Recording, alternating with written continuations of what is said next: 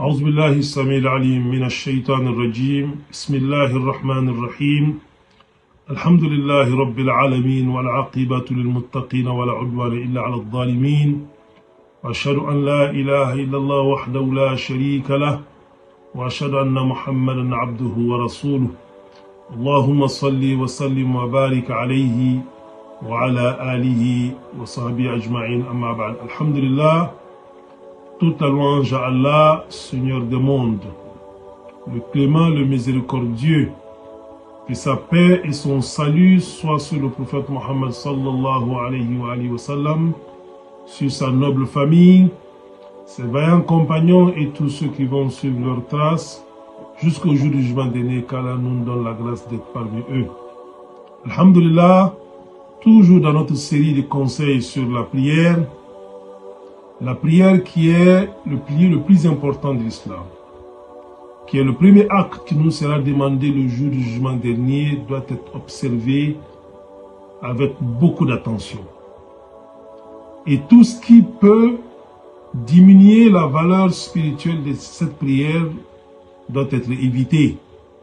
Et c'est dans ce sens que dans un hadith rapporté par notre mère Aïcha, le prophète Mohammed sallallahu alayhi wa sallam dit: La salata bi hadrati ta'am wa la huwa yudafi'uhu al-akhbathan.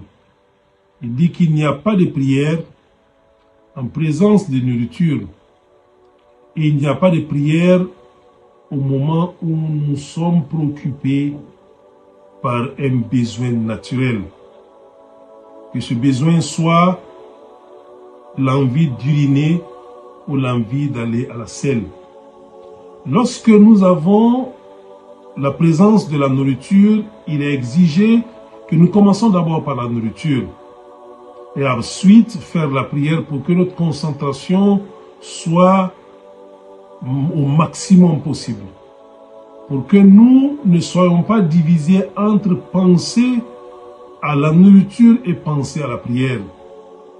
Dans le même sens, lorsque nous avons un besoin naturel, nous répondons d'abord à ce besoin pour que la concentration soit totale, pour que la valeur spirituelle de notre prière soit préservée. Cela est très très important. Il ne faut pas avoir d'excuses pour manger et pour prier d'abord lorsque nous avons la nourriture qui est servie.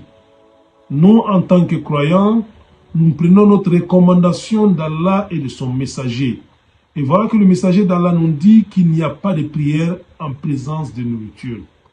Donc lorsque nous avons la nourriture qui est présente, il faut commencer d'abord par la nourriture et ensuite faire la prière pour que la valeur spirituelle de notre prière soit préservée, pour que l'esprit soit sur la prière.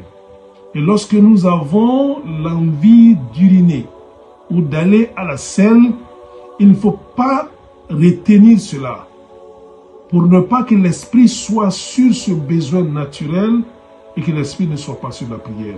Donc en résumé, il est très important pour le musulman de se concentrer dans la prière pour que la valeur spirituelle de sa prière soit préservée. Et pour cela, il ne faut pas prier en présence de nourriture. Il ne faut pas prier au moment où nous sommes en train de retenir l'envie d'uriner ou l'envie d'aller à la selle.